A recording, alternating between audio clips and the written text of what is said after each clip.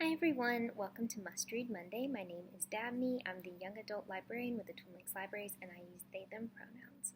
For today's episode, we're going to be looking at some new books that have been added to the collection. And so we didn't get our December books until we got our January books. So those all came at the same time, and then shortly thereafter, it was the February books. And so, I don't know, I was just like a little bit overwhelmed. So that's why I haven't had a new books video in a while, because I was like, I gotta read. I don't know, I'm always constantly reading, but I'm like reading all kinds of things. So it took me a while to get to some of these. But I'm very excited to show you what I read. So to get started, I'll do some manga real quick. Got the My Hero Academia team-up missions. This is volume 2. The team-up missions are just like very fun and kind of like, I guess, like fluffy in a way, and they give you an opportunity to see different students working together with different pro heroes. And the missions usually aren't like that dire or anything. In fact, some of them are kind of like a little bit ridiculous. But I like this one a lot because, you get some of your favorite heroes, and I liked it a lot. And then we've got Sasaki and Miyano, Volume 4. This is actually an anime now, which I still haven't watched. I'm terribly behind on my anime watching, but this continues to be just like a really slow paced, cute story. It's like, got that will they, won't they type of vibe. And I also really like the main characters a lot, and I like the supporting characters as well. So very cute if you haven't checked this one out. Alright, and then some graphic novels. I was really excited to see this is coming out in print.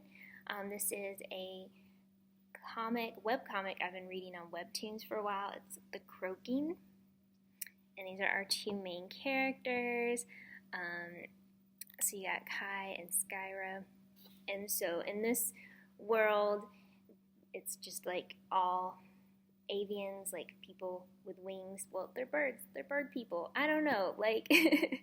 So you've got a lot of really interesting world building going on, and you kind of find out more as the story progresses. Like, I've read further into the comic than where volume 1 ends, so I know more things. But at least for this story, what you kind of find out is all of these people live on an island together, and there's kind of like not exactly a caste system, but their society is very, I don't know, there's definitely upper class, lower class, bottom, and so crows are the lowest class, and there's a lot of stigma and history regarding the crows that you kind of find out more about. Eagles are kind of the higher upper levels, and you also find out different jobs. Any person just can't do any job. Certain birds or people can only hold certain jobs within their society. So I don't know, it's really interesting. But then these two are the main characters. They are going to this military academy called the Roost, and it's usually crows aren't accepted, so everyone's like, why is there a crow enrolled here? Why is there an osprey enrolled here? And there's just kind of a lot of conspiracy and secrets and stuff going on. There's action and intrigue, and oh my gosh, they were roommates. So yeah, I love this series a lot. It's definitely fast paced and always keeps me guessing what's gonna happen next. So I would highly recommend it. And then when you finish this, you can either wait for volume 2 to be published, or you can go on Webtoons and read the comic there. Another webcomic that has been published is Magical Boy. This is one, it's on Tapas, and I hadn't read it yet. Like, I'd been aware of it for a long time, but just hadn't gotten around to reading it. And so then I saw it was coming in print, and I was like, this is perfect time. So I'll just read you the summary from the back. Although he was assigned female at birth, Max is your average trans boy trying to get through high school as himself. But on top of classes, crushes, and coming out, Max's life is turned upside down when his mom reveals an eons-old family secret. He's descended from a long-time line of magical girls tasked with defending humanity from a dark and ancient evil. With a sassy feline sidekick and a loyal gang of friends by his side, can Max take on his destiny, save the world, and become the first magical boy? Hilarious and heartfelt, Magical Boy is a one-of-a-kind fantasy series that comic readers of all ages will love. And I did love it. It's definitely, I don't know, it's like, there's like some very real issues, and there's like some things in it that are very hard sometimes to read, and like there's, you know, content warning note at the beginning. But throughout it all, I think, you know, Max has like such good friends throughout, and like, you know, they like really rally around him, both like as he's coming out and as he's finding out, like, oh my gosh, like what are these magical powers I suddenly have, and everything. And yeah, it's a really fun, unique series. I really like the art style, and kind of like the world building that goes into it. So go. And then last graphic novel, I read this last night, the Montague Twins. This is volume 2, The Devil's Music. The first volume is The Witch's Hand, and I really love this series.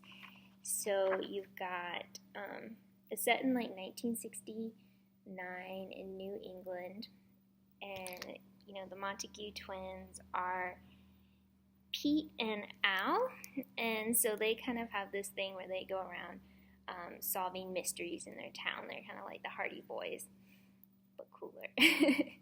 And they live, I think their parents are dead, and they live with this family who are like best friends with their parents. So you've got like, I can't remember everybody's names now, but like their adopted family, and then their stepsister is Charlie.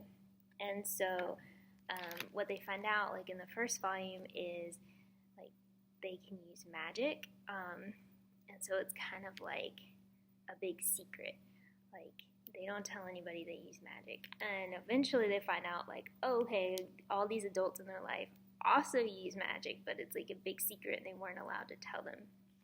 So kind of as like both volumes continue, they're finding more, like they're learning magic. They start learning magic like officially. They're learning more about kind of the history of their town, the history of their family, and you know, kind of like these larger things that are going on. And each volume kind of revolves around like a main case. So this one has to deal with a record that is like the songs are kind of possessing the people who listen to the record, and making them like mentally ill. It's kind of like if people already sort of have, you know, this underlying struggle within them, like listening to this song like kind of brings it out and makes it like overwhelming. So it is kind of like it's pretty dark at times. So they're trying to figure out like what's going on, and like how to stop it. So it's really good. And like each volume kind of also has like a backdrop of like things that were happening during that era. So I think personally for me, that's always really interesting. But yeah, I love the characters a lot. Like I love the main characters, the teens. I love all the adults. And like I love the art style. It just feels, I don't know. It's just, I don't know. It's got this like great movement, and even though it's kind of like more simple in a way, like not super detailed or realistic, it just conveys like so much emotion. But yes, I loved it a lot. Alright, now we're going to get to some books. I didn't read quite as many books as I wanted to, but this is one I was really excited about. It's A Snake Falls to Earth by Darcie Little Badger, and we do have a copy of this, but it's currently checked out. So this is one of the books I've really been looking forward to. So I'll just read you the summary. Nina is a Lapin girl in our world. She's always felt there was something more out there. She still believes in the old stories. Ollie is a cottonmouth kid from the land of spirits and monsters. Like all cottonmouths, he's been cast from home. He's found a new one on the banks of the bottomless lake. Nina and Ollie have no idea the other exists, but a catastrophic event on Earth and a strange sickness that befalls Ollie's best friend will drive their worlds together in a way they haven't been in centuries. And there are some who will kill to keep them apart. And this book is it's like a fantasy. In my opinion, it's kind of like a very gentle fantasy. It's not really that fast paced. Like you kind of takes place over a span of years. Like I think it starts when Nina is 9 and ends when I think she's like 16. And also starts like when Ollie's younger and then as he's growing up. So you kind of get these like little glimpses of like what's going on with them until you kind of get to like the main storyline that's building up. And both characters are delightful, so I really like Nina. She is really interested in like the environment. She's interested in like not exactly I don't know, she does like these video blogs, but she doesn't like actually share them. She's just like recording them for herself. And one of her main like goals is to translate her great-great-grandmother's last story. So when her great-great-grandmother was like very sick, she told Nina this like important story about their family and their people, but it was in a couple different languages and she didn't have a translation for it. So she's been trying to like decode that story. And so you've got all that going on. In the meantime, like you've got Ollie, who is kind of like, you know, got his new home and is meeting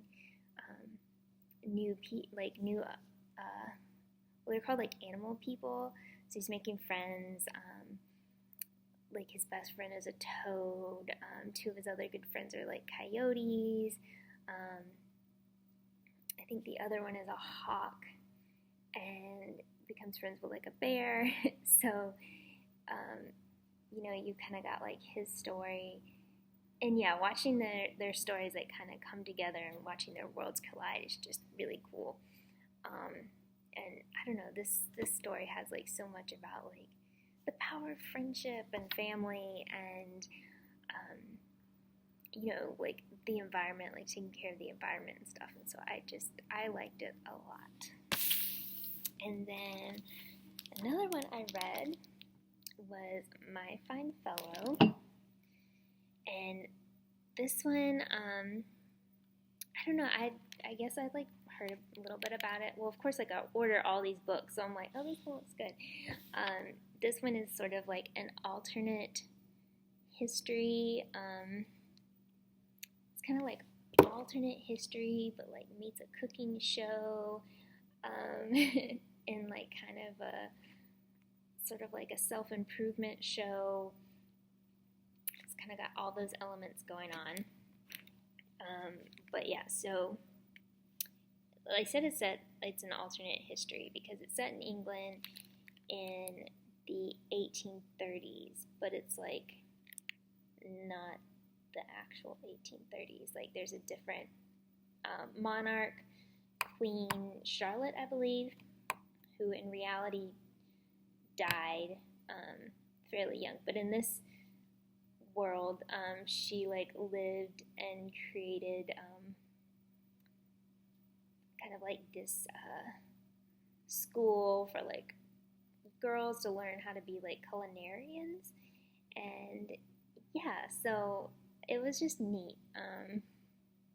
Like, because I don't know that much about like 1830s England. So as I was reading this, I was like, this doesn't seem like this is what happened. And then I got to the end and read like the notes, and I was like, okay, that's not actually what happened in reality, but it's still really cool. Because women kind of have like, you know, this right to like education, and so there's a lot of like, I guess, more equality between men and women. Like, of course, it's not equal, but it's more than like would have been happening in our timeline, I guess. But I'll just read you the summary really quick. In 1830s England, culinarians, doyens who create gorgeous food and confections for the elite, are the creme de la creme of high society. Helena Higgins, top of her class at the Royal Academy, has a sharp demeanor and an even sharper palate, and knows stardom awaits her if she can produce greatness in her final year. Penelope Pickering is going to prove the value of non-European cuisine to all of England. Her contemporaries may scorn her Filipina heritage and her dishes, but with her flawless social graces and culinary talents, Penelope is set to prove them wrong. Elijah Little has nothing to his name but a truly excellent instinct for flavors. London merchants won't allow a Jewish boy to own a shop, so he hawks his pastries for a shilling apiece to passers-by, but he knows with training he can break into the highest echelon of society. When Penelope and Helena meet Elijah, a golden opportunity arises to pull off a project never seen before and turn Elijah from a street vendor to a gentleman chef. But Elijah's transformation will have a greater impact on this trio than they originally realized, and mayhem, unseemly faux pas, and a little romance will all be a part of the delicious recipe. So I read this one pretty quickly, and yeah, I liked it a lot. And I kind of was like reading it and was like, this reminds me of My Fair Lady, and then I got to the end and it was like, and one of my main inspirations was My Fair Lady, and I was like, I knew it. But yeah, I like the characters a lot. Honestly, Helena really annoyed me most of the time, and I was kind of like, I don't know how Penelope is your friend. But the one thing about Helena I will say is that she definitely lets you know like what she's thinking and does not really hold back or sugarcoat. So yeah, so she's like number one in the class. Penelope is number two, and instead of being rivals, they really work well together and like challenge each other and are trying to like improve each other's skills. So it doesn't really feel like a competition. Like, honestly, Penelope is not worried about being number one. Helena definitely does want to be number one and thinks like she deserves that spot. You do meet like one of their other classmates who is honestly, you know, she and Helena do not get along, so it's kind of funny to read their interactions. And Elijah is great. He really puts up with so much in this story because, you know, he goes to them and like asks, like, can you teach me? Like, I'll pay you. And Helena is like, you know what? I will make you my personal pet project, which ends up being a lot more than Elijah bargained for. So it was fun to watch their interactions. It was fun to read all like the food descriptions. I don't know why. I always really like books that have really like a lot of cooking and baking and stuff, even when I'm like, I have no idea what that ingredient is, or what it tastes like. It's just, I don't know. Personally, I really enjoy it. So it was good, and I was very happy with like how things ended up for all the characters, and it was great. And then last of all, very quickly, this is not a book in our collection. I think it's only an audio book, and I listened to it because it was on Hoopla, but it's Murder of Crows by K. Ancrum, and it's book 1 of the Lethal Lit series, so I just thought I'd mention it because it is a newer book. I think it came out in February, like the beginning of February, and it is on Hoopla. This book is based on a podcast that you can listen to, Lethal Lit. I haven't listened to it yet, but I kind of would recommend listening to the podcast before you read the book, because they do sort of summarize stuff that had happened before this book, but I was still kind of like, I felt like I should have listened to the podcast first. But it's definitely like mystery, thriller, kind of reminded me of the Goonies, honestly, because you've got these teens who are learning about the history of their town and find out there's like this infamous treasure that people had kind of been searching for like over 100 years, and it became such a perilous endeavor that the town, a couple of people decided like to erase all mention of this treasure and the treasure hunt to keep people from looking for it, because people were dying in pursuit of this treasure. So yeah, the teens are finding out all of this. People are dying again. They're trying to find the treasure, trying to find the killer, and trying to unearth some like personal secrets about their families and stuff. So yeah, if that sounds good, check it out. I did, it's an audiobook, and it's not like your typical audiobook, I guess. There's like a lot of sound effects and stuff going on, which, isn't my personal favorite, but that's okay. Some people really like that. So yeah, that's all for this week, and tune in Wednesday because I'll be doing a crafting program. But yeah, please come by, check out some books, and I'll talk to you next time. Bye.